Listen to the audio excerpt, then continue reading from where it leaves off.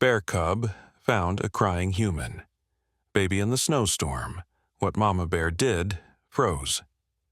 Everyone in shock, let us know where you're watching from. If you love my content, consider supporting it with a super thanks. Also, don't forget to like and subscribe. It'll help us to remain in touch with amazing people like you. The howling wind cut through the forest like a knife, whipping snow into blinding sheets that erase the boundary between earth and sky.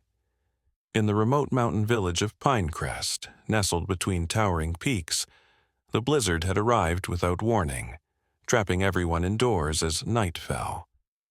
Everyone except little Sophia Reed, barely 11 months old, whose feeble cries were swallowed by the roaring storm. Sophia lay bundled in layers of blankets inside a wicker basket at the edge of Thornwood Forest, less than half a mile from the village. Soft flakes gathered on her woolen hat, dusting her rosy cheeks as her tiny lungs struggled against the bitter cold. The basket, partially sheltered beneath a snow-laden pine, rocked gently with each gust of wind, threatening to topple over into a growing snowdrift. In a den not far from where Sophia lay abandoned, a young bear cub named Bran stirred restlessly. His mother, a massive brown bear the villagers had named Ursa, slept deeply, her enormous body rising and falling with each breath. The cub's ears twitched as an unfamiliar sound cut through the storm's fury, something high-pitched and desperate, unlike anything he had heard before. Curious and untainted by fear, Bran nuzzled his mother's fur before slipping away from her warmth toward the den's entrance. The cub poked his head out, squinting against the onslaught of snow. The strange cry came again, weaker this time. Bran's nose lifted to the air, catching an unfamiliar scent carried on the wind. Without hesitation, he plunged into the blizzard, his small brown body nearly disappearing in the deep snow as he waded forward, driven by instinct and curiosity. Back in the village, frantic footsteps pounded through the Mason household. Eleanor. Mason clutched her chest, tears freezing on her cheeks as she burst through one door after another, calling out for baby Sophia. Her husband Nathan stood paralyzed in the doorway, staring at the empty crib where their daughter had been sleeping just 30 minutes earlier. "She's gone, Nathan. Someone took our baby." Eleanor's voice cracked as she collapsed against the wall, her body shaking with sobs. The window in the nursery stood open, snow piling on the wooden floor beneath it. Tiny footprints led from the window to the crib and back, footprints too small to belong to an adult. "It's them," Nathan whispered, his face ashen. "The Harper twins. I caught them peering through the window yesterday. They've been jealous since we adopted Sophia." He grabbed his coat from the hook, his hands trembling.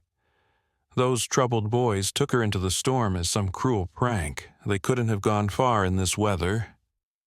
Eleanor grabbed her husband's arm. "We need help, Nathan, the whole village. No one could survive in this cold for long, especially not a baby." Meanwhile, Bran had found the source of the strange cries. The bear cub approached the basket cautiously, his wet nose twitching as he circled it. The baby's whimpers had grown softer, her strength fading with each passing minute. Bran stood on his hind legs, peering over the edge of the basket at the tiny creature inside. Sophia's eyes, blue as summer sky, widened at the sight of the furry face. Her crying stopped momentarily, replaced by a curious coo. Bran tilted his head, equally fascinated.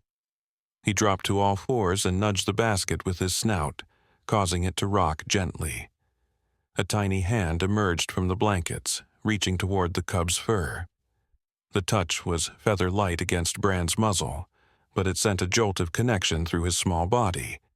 He huffed softly, his warm breath visible in the freezing air. The sudden crunch of heavy paws on snow broke the moment. A low, rumbling growl rolled across the small clearing as Ursa emerged from the trees, her massive form looming like a shadow through the curtain of white. The mother bear's eyes fixed on the basket, then on her cub, her powerful muscles tensing as she assessed the unfamiliar scene before her. Sophia began to cry again, this time from the shock of the bear's sudden appearance. The sound triggered something primal in Ursa, a flicker of recognition that momentarily confused her protective instincts. She approached slowly, each step deliberate, while Bran remained beside the basket, seemingly unafraid of the human child. As Ursa drew closer, her hot breath steaming in the frigid air, Sophia's cries weakened to whimpers. The storm intensified around them, burying the basket deeper in snow with each passing minute. In the village, bells began to ring as search parties formed, their voices carried away by the howling wind before they could reach the forest. Ursa now stood directly over the basket, her massive head lowered, nostrils flaring as she took in the baby's scent. Bran pawed gently at the blankets, as if trying to dig Sophia out from the accumulating snow. The baby's lips had taken on a bluish tinge, her breathing becoming shallow as hypothermia set in. What happened next would become the stuff of legend and Pinecrest for generations to come. A moment when nature defied expectation, when maternal instinct transcended the boundaries between species. Ursa's massive paw hovered over the basket, her claws catching the dim light filtering through the storm clouds. The villagers of Pinecrest knew Ursa well. She had been spotted numerous times near their hunting grounds, always keeping her distance, always watchful. Some feared her, others respected her, but all agreed she was the largest brown bear they had ever seen. Now, as she stood over baby Sophia, that immense power was terrifyingly apparent. Bran continued to nuzzle the basket, seemingly oblivious to the danger his curiosity had created. The cub's innocent persistence tugged at something deep within Ursa's consciousness. She lowered her snout to the basket's edge, her hot breath melting the snowflakes that had gathered on Sophia's blankets. The baby's eyes, heavy with cold and exhaustion, fluttered open to meet the bear's intense gaze. For 3 heartbeats, time stood still in the forest clearing. Sophia's tiny hand reached up, brushing against Ursa's whiskers with a touch so gentle it seemed impossibly fragile against the bear's wild ferocity. Ursa flinched, but didn't pull away. Instead, she nudged the basket with her nose, turning it slightly as if inspecting its contents more carefully. The wind howled harder, driving ice crystals through the air like tiny daggers. Sophia's lips had turned from blue to a worrying purple, her breathing now so shallow it was barely visible. The temperature continued to plummet as darkness descended fully upon the forest. In that critical moment, Ursa made her decision. With surprising delicacy for such a massive creature, she pushed her snout beneath the baby's bundled form and carefully lifted Sophia from the basket. The blankets fell away, exposing the infant to the bitter cold for a terrifying instant before Ursa did something remarkable. She tucked the baby against her chest, cradling her between her front paws as she settled onto her side in the snow. Bran immediately understood his mother's intention. The cub scrambled over, pressing his warm body against Sophia's other side. Together, Mother Bear and cub created a living shield against the merciless storm, their combined body heat enveloping the human child like a furry cocoon.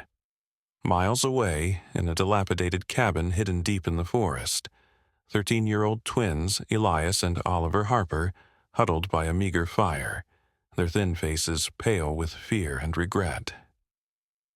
"We've gone too far this time," Elias whispered, tears freezing on his cheeks. "We only meant to scare them, to make them feel what we felt when they took her." Oliver paced the cabin's creaking floor, his footsteps leaving tracks in the dust. "She was supposed to be our sister. The Masons swooped in with their money and their fancy house and stole her from us. Our parents promised we'd get a baby sister. They promised. But the storm came so suddenly, Elias continued, his voice cracking. We didn't mean to leave her there so long. We were coming right back after they discovered she was missing. Oliver stopped pacing, his young face contorted with a mixture of anger and terror. We'll be blamed for her death. They'll send us away for sure this time. We have to go back for her, Elias decided, standing suddenly. Now, before it's too late. But as the twins reached for the cabin door, it burst open, revealing the towering figure of Garrett Walsh, the village's most experienced tracker and hunter. Behind him stood 3 other men from Pinecrest, their lanterns casting eerie shadows across the snow. "Found you," Garrett growled, his weathered face grim beneath his frost-covered beard. "Where's the Mason baby? Tell us now, or I swear by all that's holy." Back in Pinecrest, Eleanor Mason had collapsed from grief and fear, sedated by the village doctor while Nathan organized search parties. The blizzard had intensified to the worst seen in decades, with snowdrifts already reaching second-story windows. The search parties moved in expanding circles from the village, but each group was forced to turn back as the conditions deteriorated beyond what any human could endure. All except one. 72-year-old Clara Whitaker had lived in Pinecrest her entire life. Known to some as a healer, to others as a witch, Clara had a connection to the forest that defied explanation. When she heard about baby Sophia's disappearance, she hadn't joined the official search parties. Instead, she had bundled herself in layers of furs and set out alone, following a path only she could see. "The old ways still remember," she muttered to herself as she trudged through snow that reached her knees. "The forest speaks to those who listen." Clara carried no lantern, needed no compass. Her gnarled hands gripped a walking stick carved with symbols no one in the village could decipher. As she walked, she hummed a tune so ancient it had no name, the melody seeming to part the snowfall around her like a cloak. Meanwhile, in their warm, den-like sanctuary, Ursa and Bran continued to shelter baby Sophia. The infant had stopped shivering, her body temperature slowly rising as she absorbed the bear's warmth. She drifted in and out of consciousness, sometimes crying softly, sometimes making curious gurgling sounds as her tiny fingers clutched at Ursa's thick fur. Ursa remained vigilant, her ears constantly swiveling to detect any threat approaching through the storm. When Sophia cried, the mother bear would gently nudge her with her nose or lick her face with a tongue as large as the baby's entire head. Each time, Sophia would quiet, comforted by the strange maternal presence. Bran, for his part, seemed delighted by this new addition. The cub played peekaboo with the blankets, causing Sophia to giggle despite her precarious situation. It was as if the young bear instinctively knew this hairless cub needed special care. As the night deepened and the temperature continued to drop, Ursa made another surprising decision. With careful precision, she picked Sophia up by the back of her clothing, the way she might carry Bran by the scruff of his neck. The bear rose to her full height, towering over the snowdrifts. "This way," she seemed to tell Bran with a soft grunt. The cub understood immediately, falling into step behind his mother as she began to trudge through the deep snow, carrying Sophia gently in her powerful jaws. They moved slowly but purposefully through the forest, Ursa breaking trail with her massive body while keeping the baby elevated above the worst of the snow.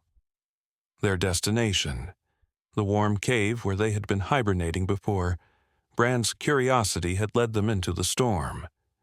Unknown to the bears, their path would soon intersect with Clara Whitaker's solitary journey through the blizzard. and what Clara would witness that night would change everything the villagers of Pinecrest thought they knew about the wild creatures that shared their mountains. In the village, a new complication had arisen. The search parties had returned with the Harper twins in tow, the boys sobbing as they confessed to taking the baby. But when they admitted they had left Sophia in a basket near Thornwood Forest hours ago, Nathan Mason's anguished howl could be heard above even the storm's fury. "She's been out there all this time?" he screamed, shaking Elias Harper so hard the boy's teeth rattled. "You left my daughter to freeze to death?" The village elder, Abraham Thorne, pulled Nathan away from the trembling boy. "Save your strength for finding her, Mason. If there's any chance she's alive, we need every able body searching." But the blizzard had become a white death now, impenetrable and merciless. The thermometer outside the village hall had dropped to 30 degrees below zero. No one said it aloud, but the same thought haunted every mind in Pinecrest. No infant could survive such conditions for more than an hour, let alone the 3 that had passed since Sophia's disappearance. No one, that is, except Clara Whitaker, who continued to forge ahead through the impossible storm, drawn by something she couldn't explain. A feeling, a whisper, a knowing that tugged her toward the heart of Thornwood Forest.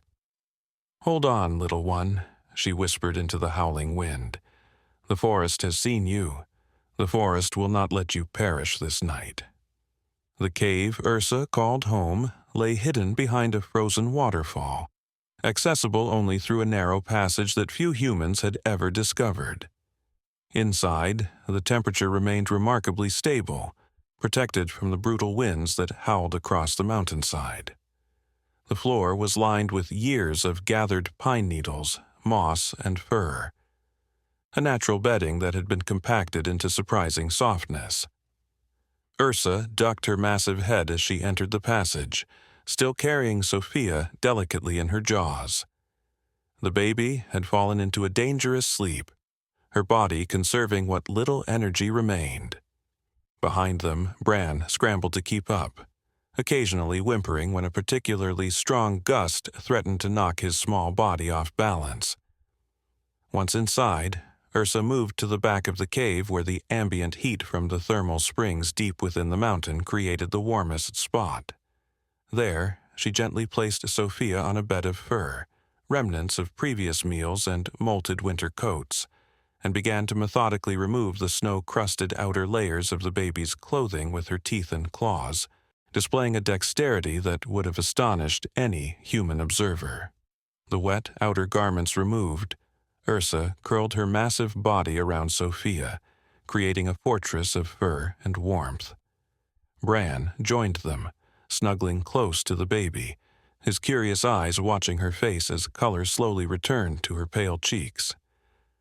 Sophia's breathing remained shallow, but each inhale seemed stronger than the last, her tiny body responding to the life-saving warmth. In the darkest corner of the cave, something stirred. A pair of amber eyes reflected the faint light filtering through the waterfall. Another bear cub, smaller than Bran, watched the scene with wary interest. This was Luna, Bran's sister, who had remained behind when her more adventurous brother followed their mother into the storm. Now, Luna approached cautiously, sniffing the strange hairless creature that had been brought into their sanctuary. Ursa rumbled softly, an invitation for Luna to join them. The female cub needed no further encouragement, immediately pressing her warm body against Sophia's other side. Now, surrounded by bear on 3 sides, the baby began to make small movements, her fingers twitching as circulation improved. Outside the cave, Clara Whitaker had reached the place where the basket still lay, now almost completely buried in snow. She knelt, brushing away the white powder until her fingers touched wicker. Empty. But Clara didn't panic. Instead, she closed her eyes, placing both palms flat against the fresh snow. "Show me," she whispered, the words forming clouds in the freezing air. show me where she's gone." For nearly a minute, Clara remained motionless, her weathered face serene despite the storm's fury whipping around her. Then her eyes snapped open, a smile spreading across her face. "Well, I'll be," she murmured, rising stiffly to her feet. "The old stories are true, after all." With renewed purpose, Clara turned away from the basket and began walking deeper into the forest, following tracks that had already been mostly erased by the relentless snowfall. Tracks no ordinary person would have been able to detect. The wide, distinctive prints of a mother bear carrying something precious. Back in Pinecrest, chaos had erupted at the village hall. The Harper twins had been locked in the storage cellar while the adults argued about what to do next. Some, led by Nathan Mason, demanded they form larger search parties, risk be damned. Others insisted no one else should die in a futile attempt to find a baby who couldn't possibly have survived. "My daughter is alive," Nathan roared, slamming his fist on a table. "I can feel it, and I'll go alone if I have to." Eleanor Mason had emerged from her sedated state, her eyes hollow with grief, but her voice surprisingly steady. "Has anyone seen Clara?" she asked, cutting through the arguing voices. The room fell silent. Everyone knew Clara Whitaker's reputation, her uncanny ability to find lost things, her strange connection to the forest. Some called it witchcraft. Others called it the wisdom of the ancients. None could deny her effectiveness. "She left hours ago," offered Ruth Bennett, the tavern keeper's wife. "Said something about following the old ways. I tried to stop her, at her age in this storm. But you know Clara." "If anyone can find Sophia, it's Clara," Eleanor said, a flicker of hope lighting her eyes. "She delivered Sophia into this world. She'll bring her back to us." The revelation silenced the room. Few had known that Clara had been the midwife present at Sophia's birth, that she had been the first to hold the child besides Eleanor herself. The connection added another layer to the unfolding drama, one that some found reassuring, others unsettling. In a different part of the forest, another drama was unfolding. Garrett Walsh and his hunting party had become hopelessly lost in the blizzard after leaving the Harper twins' cabin. The landmarks Garrett had relied on for decades were obscured by walls of white, and the bitter cold had begun to affect his thinking. "We need shelter," shouted Samuel Rivers, the youngest of the party. "We'll die out here otherwise." Garrett wanted to argue, to push forward, but the violent shivering of his companions told him Samuel was right. They needed shelter, and soon. "There's a cave system near the eastern ridge," Garrett shouted over the wind.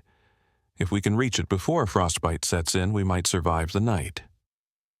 What Garrett didn't know, couldn't know, was that he was leading his party directly toward Ursa's den. The same cave where baby Sophia now lay, gradually regaining her strength in the protective embrace of 3 bears. Miles away, a third group moved through the forest, this one not human. A pack of wolves, driven by hunger after weeks of scarce hunting, had picked up a tantalizing scent. Bear cubs. In normal circumstances, they wouldn't dare challenge a mother bear, but desperation had made them bold. The alpha male, a scarred veteran of many winters, led his pack through the storm with single-minded determination. The scent promised a feast, if they could separate the cubs from their mother. Inside the cave, Ursa's ears pricked forward. Despite the howling wind and the muffling effect of the waterfall, her acute senses had detected something approaching. She raised her massive head, nostrils flaring as she tested the air. Danger, coming from 2 directions. The mother bear faced an impossible choice: stay with the cubs and the human baby, using her body to keep them warm, or move to defend the cave entrance against the approaching threats. Either choice could mean death for the vulnerable young ones in her care. Sophia chose that moment to wake fully, her blue eyes opening to take in the strange surroundings. For a heartbeat, fear crossed her face, and Ursa prepared for the baby to cry out in terror. Instead, something remarkable happened. Sophia reached up with both hands, touching Ursa's muzzle with a gentleness that seemed impossible from one so young. Then, incredibly, she smiled. A toothless, trusting smile that transformed her entire face. Ursa blinked, something stirring deep in her consciousness. This hairless cub trusted her completely, showed no fear despite being surrounded by creatures that could end her fragile life with a single swipe of a paw. The bear rumbled softly, licking Sophia's face with maternal tenderness before making her decision. Moving carefully, Ursa repositioned Sophia deeper into the cave, where the thermal warmth was strongest. She nudged both her cubs close to the baby, their instincts telling them to stay and protect. Then, with a final look at the precious trio, Ursa moved toward the cave entrance, her massive body tensing as she prepared to face whatever threats approached her sanctuary. Outside, Clara Whitaker had spotted the frozen waterfall just as the first howls of the wolf pack echoed through the forest. She quickened her pace, her old bones protesting as she pushed through waist-deep snow. She knew what the howls meant, and she knew what might be at stake if she didn't reach the cave in time. "Hold fast," she whispered, though whether to the bears, to Sophia, or to herself, even Clara couldn't say. "Help is coming." On the opposite side of the ridge, Garrett Walsh and his hunting party heard the wolves too. Exhausted and half-frozen, the men nonetheless readied their weapons. Wolves in these numbers meant only one thing. They were hunting, and whatever they were hunting might lead the desperate predators straight to the humans. "Stay close," Garrett ordered, his rifle clutched in numb fingers. "Whatever happens, we stay together." The storm continued to rage, but now new tensions charged the air as multiple paths converged on the hidden cave. Wolves driven by hunger, humans driven by survival, an old woman driven by mysterious knowledge, and standing between them all, a mother bear driven by the most powerful force in nature, the instinct to protect her young. And somehow, in the space of a single snow-blind night, that protective instinct had expanded to include a human child. As Ursa emerged onto the narrow ledge outside her cave, the full fury of the storm struck her like a physical blow. She planted her feet firmly, her claws digging into ice for stability. The waterfall had frozen into fantastic shapes, creating a glittering curtain that partially concealed the cave entrance. Through gaps in the ice, Ursa could see movement below, the shadowy forms of wolves circling, searching for a way up. Behind her, inside the cave, baby Sophia cooed softly, the sound quickly lost in the storm's howl. But to Ursa, it was as clear as a trumpet call, a reminder of the fragile life that now depended on her protection.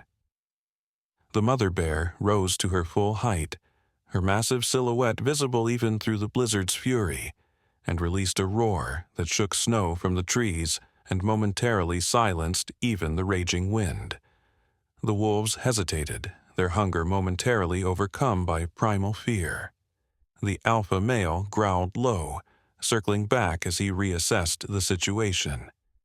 7 pairs of gleaming eyes reflected in the darkness, calculating, hungry, desperate.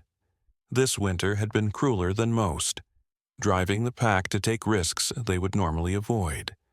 The scent of bear cubs promised a feast that could sustain them for days, if they could overcome the mother. Clara Whitaker heard Ursa's roar and quickened her pace, her ancient bones protesting with each labored step. She knew that sound, a mother's warning, a declaration of protective fury. It confirmed what her intuition had already told her. Baby Sophia was alive, and somehow, impossibly, under the care of the forest's most formidable guardian.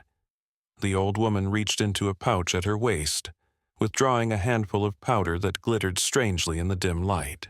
Generations of mountain knowledge, passed down through her family line, had taught Clara things the other villagers had forgotten or never known.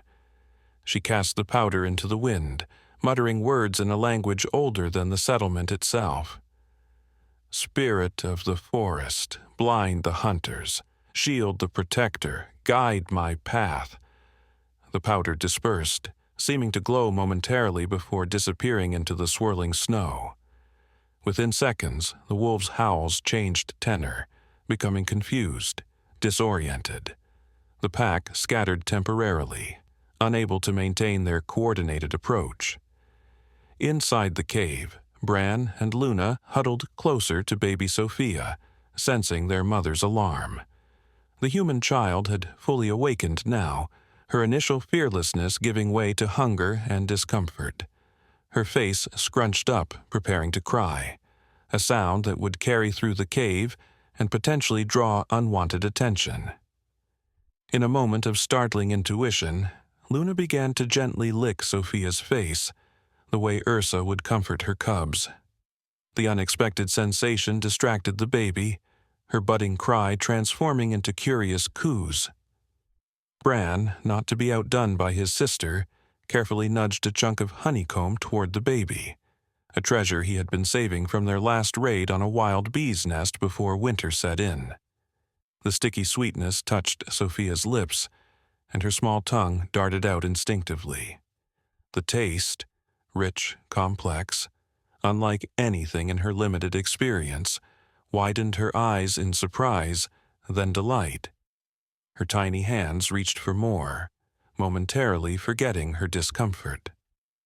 On the opposite side of the ridge, Garrett Walsh and his hunting party had heard both the wolves and Ursa's thunderous roar. Despite their exhaustion, the men's survival instincts sharpened. "That's a mother bear," Garrett whispered, his breath forming clouds in the freezing air. "And she's challenging something, probably those wolves we heard." Samuel Rivers, his beard now encrusted with ice, gripped his rifle tighter. "What do we do? We need shelter, but getting between a bear and wolves." "We circle around," Garrett decided. "There's more than one entrance to those caves. The main opening faces east, but there's a smaller passage on the north side. If we're quiet, we might slip in without either the bear or wolves noticing." What Garrett didn't realize was that his knowledge of the cave system was dangerously outdated. Years before, a rockslide had sealed the northern passage, leaving only the waterfall entrance, the very spot where Ursa now stood her ground. Back in Pinecrest Village, Nathan and Eleanor Mason had refused to give up hope. Against all advice, Nathan had assembled a small group of volunteers, men and women who couldn't bear the thought of abandoning a child to the storm, even at risk to their own lives. "We follow Clara's trail," Nathan insisted, checking the supplies in his pack one last time. "She knows these mountains better than anyone. If she thought there was hope, so do I." Eleanor, wrapped in the heaviest furs the village could provide, stood resolute beside her husband. "I'm coming too," she said, her voice leaving no room for argument. "I'll feel it if the worst has happened. A mother knows." The tavern keeper, Harold Bennett, placed a heavy hand on Nathan's shoulder. "I've known Clara Whitaker for 60 years, he said gravely. "There's something strange about that woman, something that doesn't quite belong to this world. But if anyone can find your child alive in this hellish storm, it's her." The search party left through the village's western gate, following the faint impressions of Clara's snowshoes. The blizzard had begun to slacken slightly, not enough to call it relief, but enough that visibility had improved from arm's length to perhaps 20 paces ahead. A small mercy, but they would take what they could get. Unknown to any of the humans or animals converging on the cave, another presence moved through the forest that night. A mountain lion, rare in these parts, had been driven down from the higher elevations by the same brutal weather that had made the wolves so desperate. The massive cat padded silently through the snow, its keen senses picking up the commotion near the waterfall. Unlike the wolves, the mountain lion hunted alone and preferred stealth to direct confrontation. It circled wide, sensing opportunity in the chaos unfolding between bear and wolves. Perhaps, in the confusion, it could snatch one of the bear cubs it could smell inside the cave. The scent of the human baby registered too, but the mountain lion had no frame of reference for this strange smell, only that it was small, vulnerable, and potentially an easy meal. At the cave entrance, Ursa had descended partway down the frozen cascade, placing herself directly in the wolves' path. The alpha had regrouped his pack, and they now approached from multiple angles, looking for weakness. Their strategy was clear: exhaust the mother bear, force her to defend too many directions at once, and eventually create an opening to reach the cubs inside.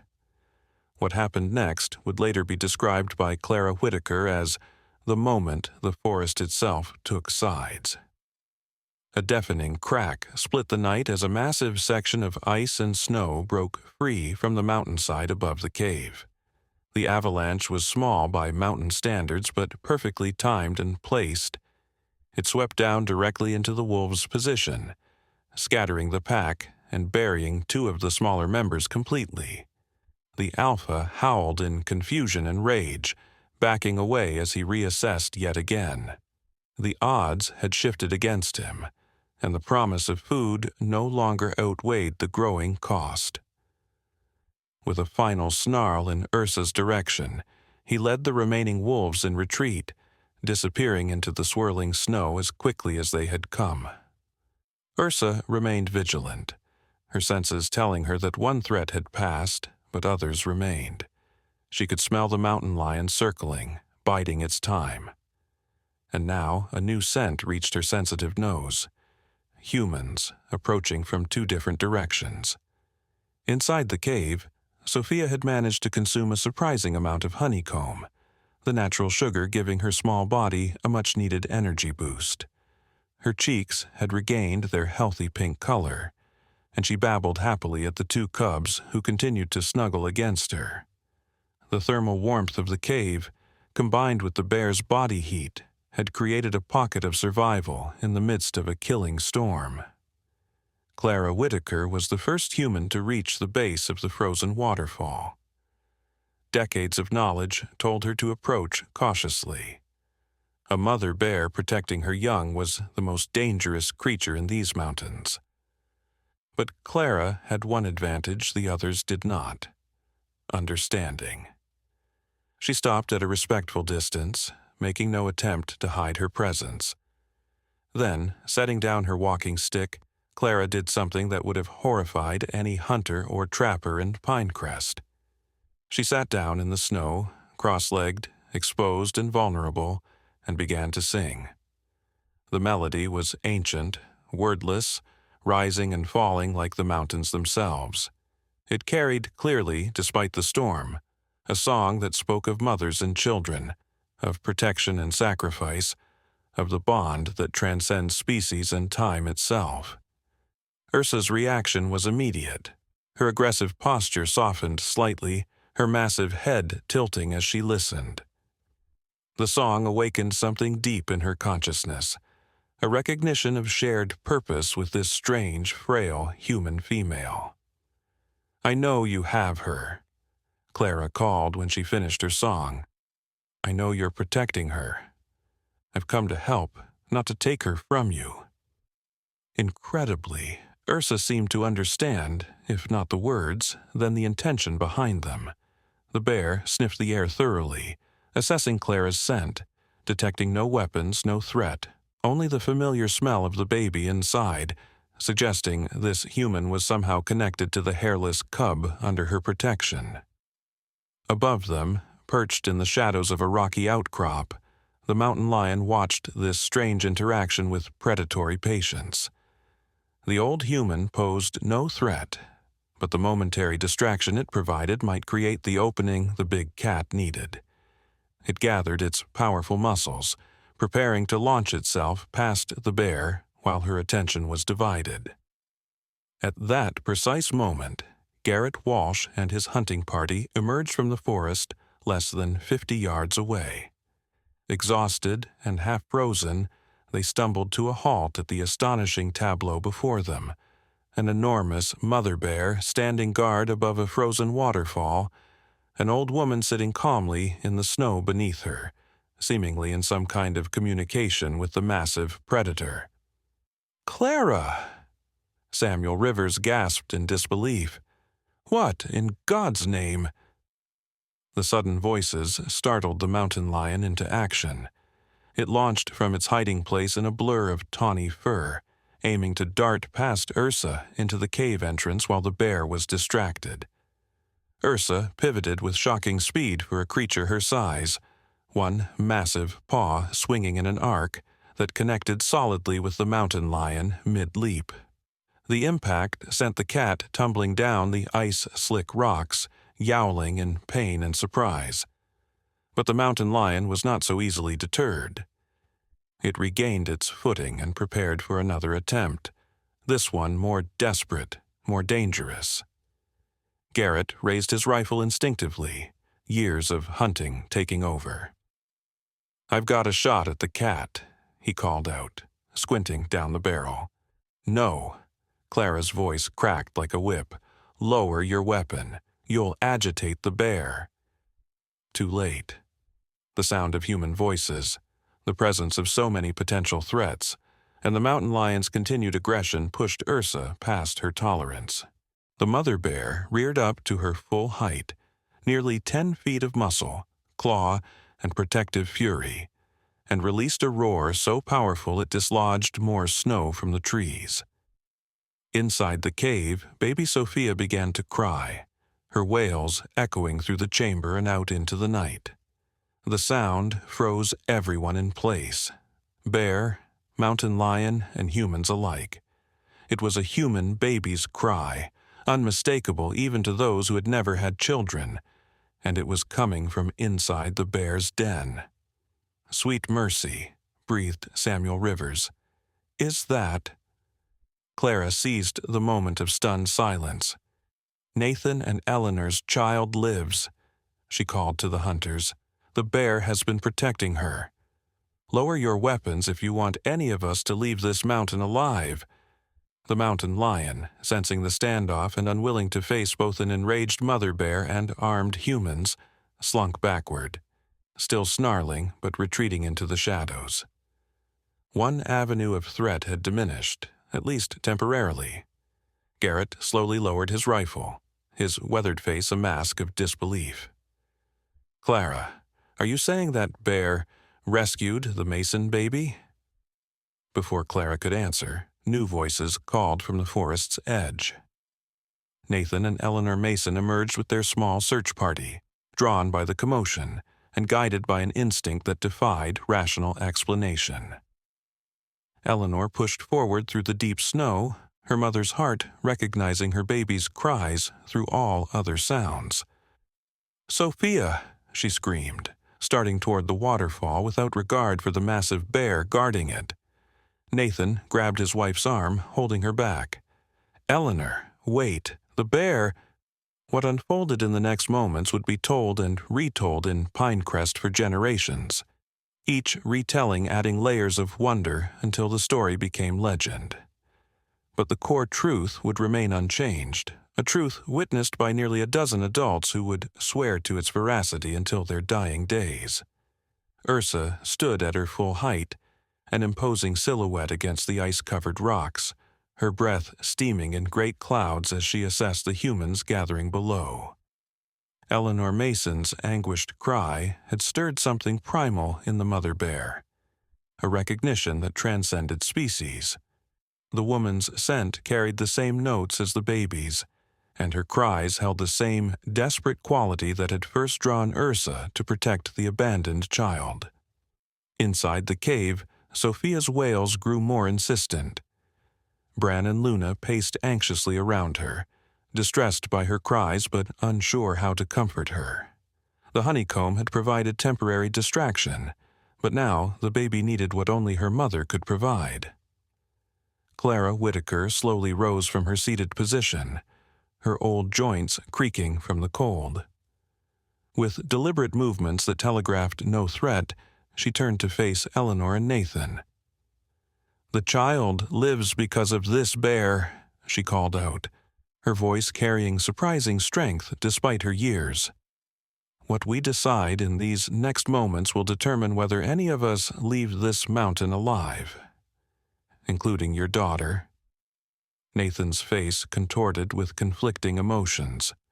Hope that his child lived, fear of the massive predator guarding her, and confusion about Clara's words. "What are you saying? That we should just let the bear keep our baby?" "I'm saying we must approach this with respect," Clara replied, turning back to face Ursa. "This is not a negotiation we can win with force." Eleanor, however, had stopped listening. A mother's instinct had taken over, drowning out reason and fear alike. She pulled free from Nathan's grasp and stepped forward, alone and unprotected, into the space between the armed men and the mother bear. "Please," she said simply, addressing Ursa directly as tears froze on her cheeks. "Please, I need my baby." The words meant nothing to the bear, but the tone, the raw emotion behind them, registered clearly. Ursa lowered herself to all fours, her massive head swinging between Eleanor and the cave entrance where Sophia continued to cry. The bear grumbled deep in her chest, not a growl of aggression, but a sound of indecision. Clara saw her opportunity and moved carefully to Eleanor's side. "Show her you're the mother," she whispered urgently. "She understands that bond better than anything else." Eleanor nodded almost imperceptibly, then reached into her coat and withdrew a small blanket, Sophia's favorite sleeping cloth, embroidered with her name and still carrying her scent despite the hours in the bitter cold. She held it up toward Ursa, her hands trembling, not from fear, but from desperate hope. Ursa approached cautiously, each massive paw placed with deliberate care as she descended the icy slope toward the humans. The hunters tensed, fingers moving instinctively toward triggers, but Clara waved them down with sharp, authoritative gestures.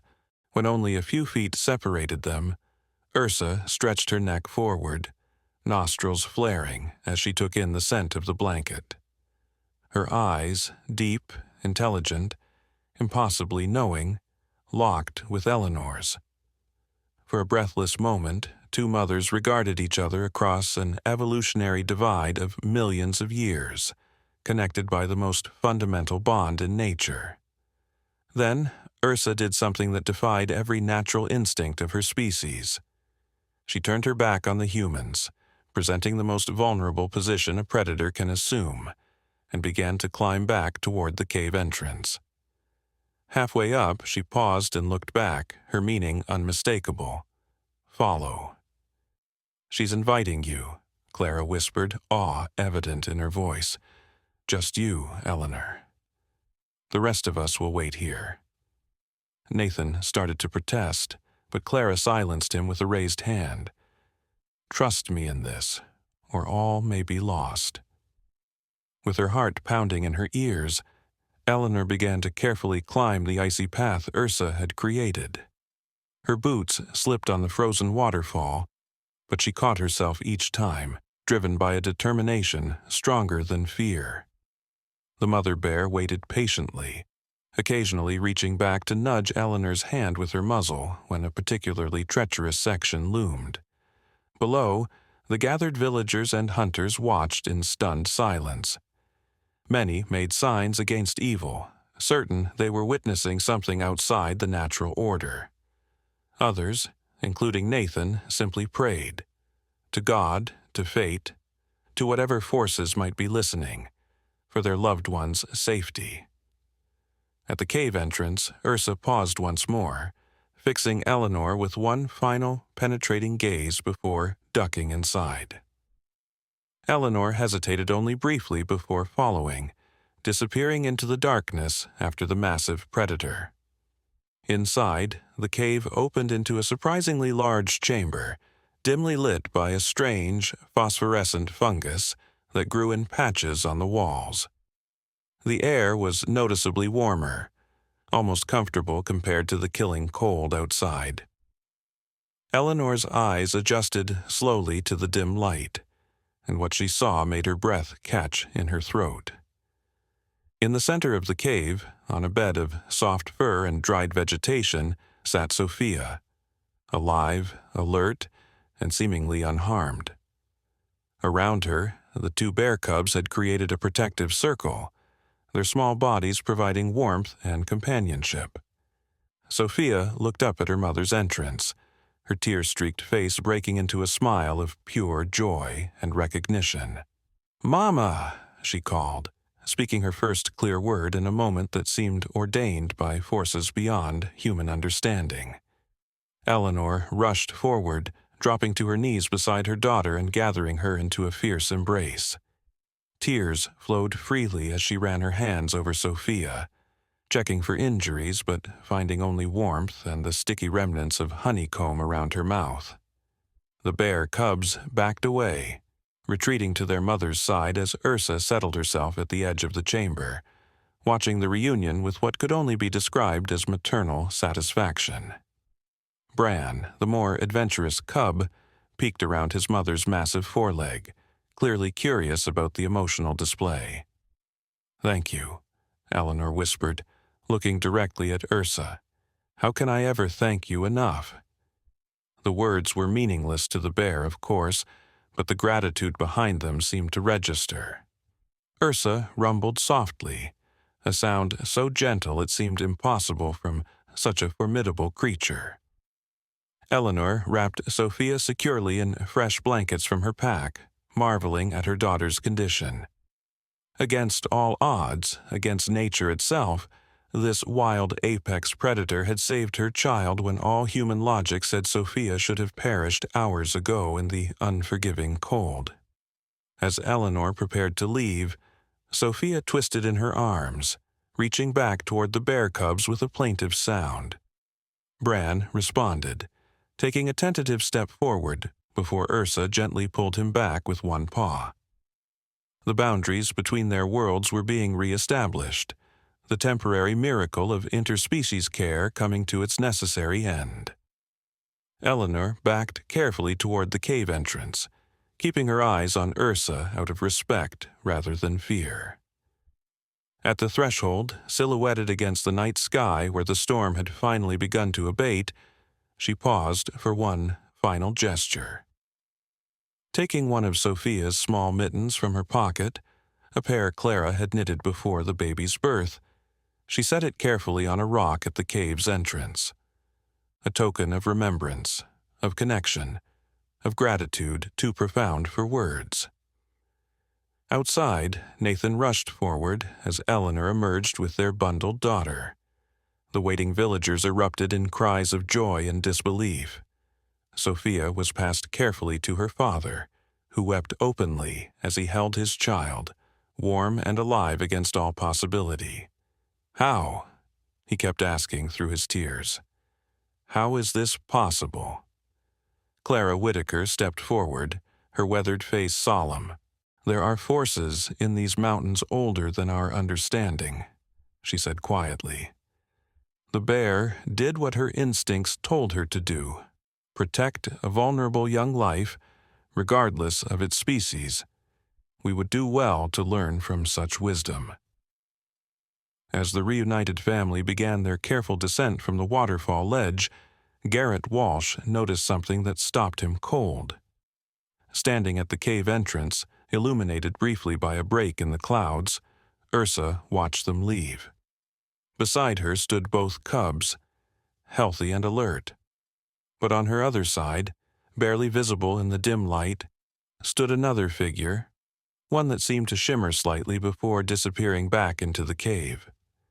"Did you see?" Garrett began, turning to Samuel Rivers.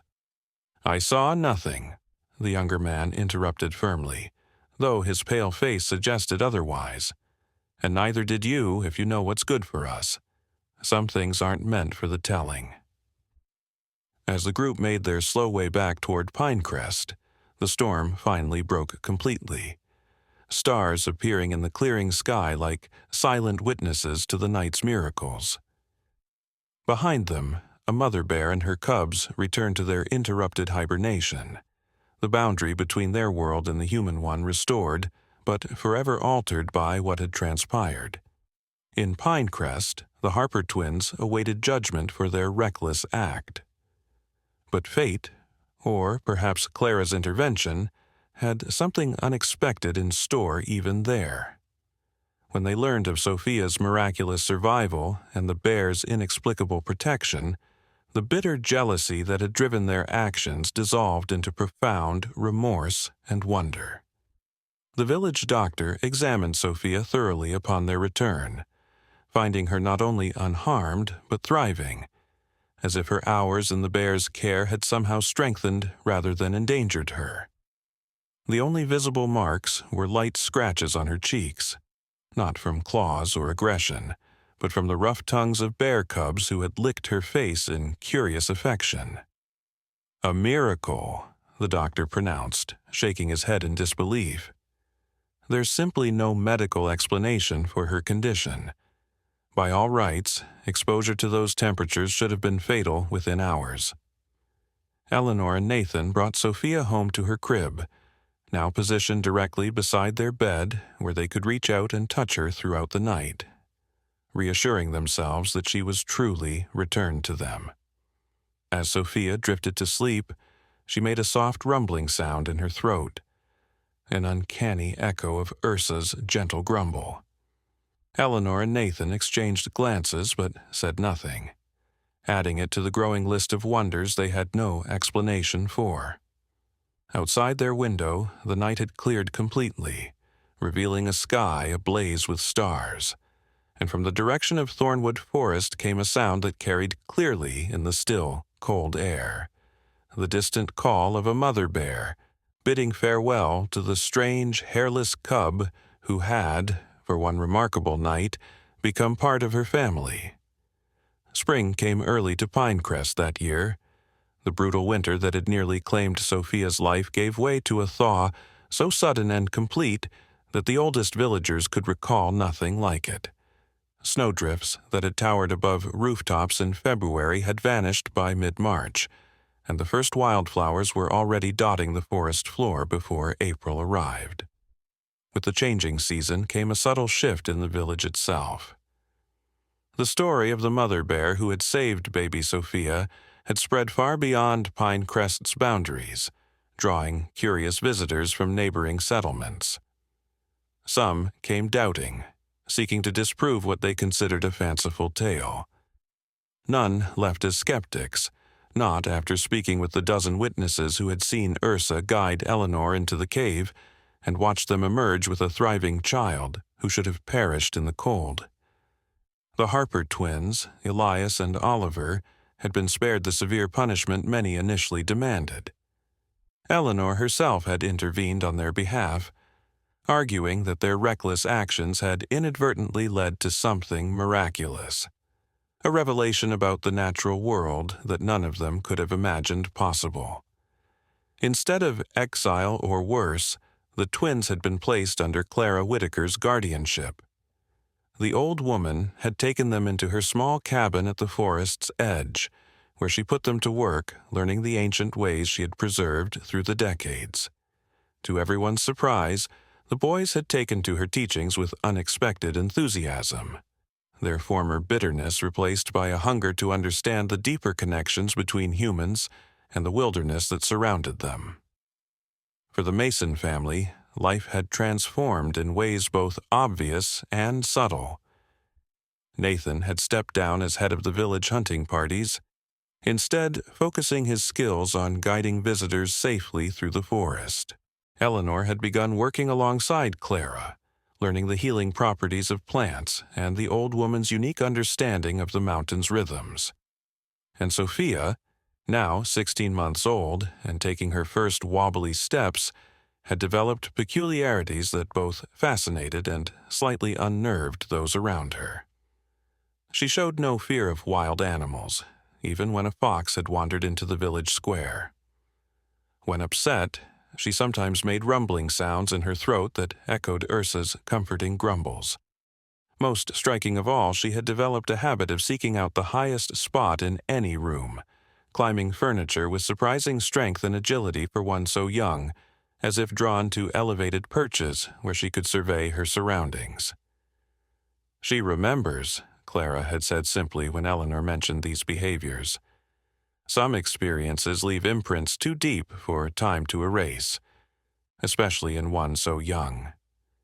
She carried something back with her from that cave, a piece of the wild that will always live within her.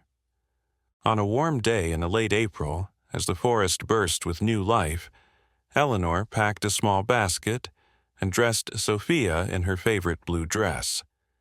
The time had come for something she had been planning since the night of the rescue, a return to the cave, not out of necessity this time, but out of gratitude and respect. Nathan had offered to accompany them, but Eleanor had gently refused.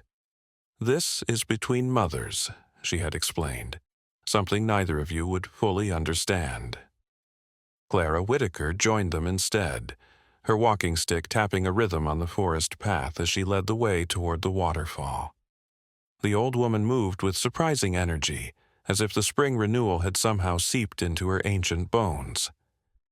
"Bears typically leave their winter dens by mid-April," Clara explained as they walked. "Ursa and her cubs are likely foraging in the lower valleys by now, fattening up after their long sleep." Eleanor nodded, adjusting Sophia on her hip. "I don't expect to find her there. I just need to see it again, to make peace with what happened." The frozen waterfall of that terrible night had transformed into a vibrant cascade, sunlight fracturing through the falling water to create dancing rainbows on the surrounding rocks. The narrow ledge that had seemed so treacherous in the blizzard was now clearly visible, a natural path worn by generations of wildlife seeking the hidden cave beyond. Clara waited at the base of the falls, choosing to let Eleanor make the final climb alone. "Some journeys are meant for only those directly touched by fate," she said, settling onto a sun-warmed boulder. "Sophia and I will watch from here." Eleanor hesitated, suddenly uncertain about leaving her daughter even for a few minutes. "She'll be safe with me," Clara assured her with a knowing smile. "You need this moment alone to find your closure." With a nod, Eleanor carefully passed Sophia to Clara, then began the climb up the rocky path. Though no longer icy, the route still required careful footing. She paused halfway up, looking back to see Sophia watching her intently from Clara's lap, little hands waving encouragement. The cave entrance was exactly as she remembered, a dark opening partially concealed behind the waterfall's edge. Eleanor ducked inside, momentarily blinded as her eyes adjusted from bright sunlight to dim interior. The phosphorescent fungus still glowed faintly on the walls, providing just enough light to see. The chamber appeared empty at first glance, the bears long gone as Clara had predicted. Eleanor moved to the center where Sophia had been kept warm that fateful night. The bed of fur and dried vegetation had been scattered, but traces remained, enough to confirm her memories were real and not some desperate fabrication of a mother's hope. She knelt, running her fingers over the cave floor, overwhelmed by emotion as she fully grasped how close she had come to losing everything.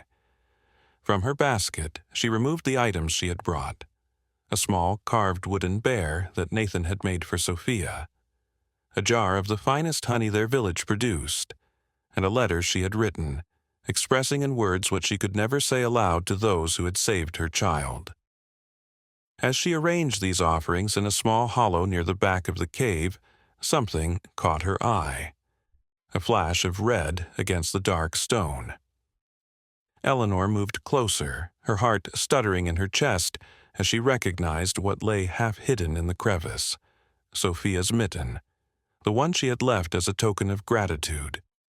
But it had been modified, wrapped carefully around something and secured with strands of bear fur. With trembling fingers, Eleanor unwrapped the mitten, gasping softly at what it contained. 3 perfect bear claws, likely shed naturally during hibernation, arranged in a circular pattern that could not have occurred by chance. Beside them lay several strands of fur from each bear: the coarse, dark hair of Ursa and the softer, lighter fur of her cubs. "A gift?" Eleanor whispered, understanding washing over her. Ursa had left her own token, a powerful symbol in bear culture, part of herself and her cubs, freely given rather than taken. Tears flowed freely as Eleanor rewrapped the precious objects in the mitten and tucked it securely in her dress pocket. She placed her offerings in the same spot, knowing with inexplicable certainty that they would eventually be found, even if months passed before the bears returned to this den. As she turned to leave, a shaft of sunlight broke through a gap in the cave ceiling, illuminating something scratched into the wall that she hadn't noticed before. Markings that looked distinctly deliberate. Eleanor moved closer, tracing her fingers over the rough indentations in the stone. The marks formed a simple but unmistakable image: a large bear standing protectively over a small human figure. Below it, 4 parallel lines had been drawn: 3 bear paw prints and, stunningly, 1 tiny human handprint, too precisely formed to be accidental. Eleanor pressed her palm against the stone, a connection across species that defied everything she had been taught about the separation between human and animal worlds. "We remember too," she whispered, "and we always will." Outside, Clara looked up as Eleanor emerged from the cave, immediately noting the transformed expression on the younger woman's face. "You found something," the old woman said. It wasn't a question. Eleanor nodded, too moved for words as she reclaimed Sophia from Clara's arms. The baby immediately reached for her mother's pocket, somehow sensing the treasure hidden there. "The worlds touched that night," Clara said softly as they began their descent. "Such moments are rare and precious. They remind us that the boundaries we create are often more imagined than real." As they reached the forest path, a sudden silence fell over the woods, the kind of hush that signals the presence of a powerful predator. Eleanor froze, instinctively clutching Sophia closer, while Clara remained perfectly calm, her eyes fixed on a ridge about 50 yards away. There, partially obscured by new spring foliage but unmistakable in her massive form, stood Ursa. Beside her, significantly larger than they had been during the winter, romped Bran and Luna, chasing each other through patches of wildflowers. The mother bear rose to her hind legs, towering above the vegetation as she tested the air with her sensitive nose. Though too distant to see clearly, Eleanor knew with absolute certainty that Ursa was looking directly at them, at Sophia. Surprising both women, Sophia suddenly raised her small arms toward the distant bears, releasing a perfect imitation of a bear cub's greeting call. The sound, impossible from a human child who had spent mere hours in Ursine company, echoed through the quiet forest. After a breathless moment, Ursa responded with a gentle rumble that carried clearly to their ears. Not a warning or a threat, but a recognition, an acknowledgement of a bond that existed beyond explanation. Then, with one final look, the mother bear dropped to all fours and led her cubs away, disappearing into the lush spring forest as quietly as they had appeared. "The circle is complete," Clara murmured, tears shining in her ancient eyes. "In all my years, I never thought to witness such a thing." Eleanor could only nod, words inadequate to express the profound emotion of the moment. Sophia, however, seemed perfectly content, snuggling against her mother's shoulder with a happy sigh that somehow contained both worlds, the human one she had been born to, and the wild one that had preserved her life. As they walked back toward Pinecrest, Eleanor realized something fundamental had shifted within her. The forest that had nearly taken her daughter now felt not like a threat, but like an extension of their home, a place of wonder rather than fear, of connection rather than separation. Years later, long after Clara Whitaker had passed into legend herself, Sophia Mason would return to that cave as a young woman, guided by memories too deep for ordinary explanation. She would become a bridge between worlds, her life's work dedicated to protecting the wilderness that had once protected her. And sometimes, in the depths of winter when storms howled through Thornwood Forest, villagers would report glimpses of a woman walking fearlessly among the trees, her path sometimes crossed by bears that greeted her not as prey, but as kin. For in that one miraculous night, when a bear cub found a crying human baby in a snowstorm, something profound had awakened. A recognition that the most powerful force in nature crosses all boundaries, speaks all languages, and lives in the heart of every mother, regardless of species. The bond between protector and protected, once forged in the crucible of survival, had transformed not just a single human life, but an entire understanding of humanity's place in the wild world. And in Pinecrest, they would tell this story for generations to come, its truth undiminished by time, a reminder that in our most vulnerable moments, salvation can come from the most unexpected sources. When asked years later about the night that changed everything, Eleanor Mason would simply smile and touch the bear claw amulet she always wore against her heart. "A mother knows her child," she would say. "That night I learned that motherhood speaks a universal language, one that even the wilderness understands."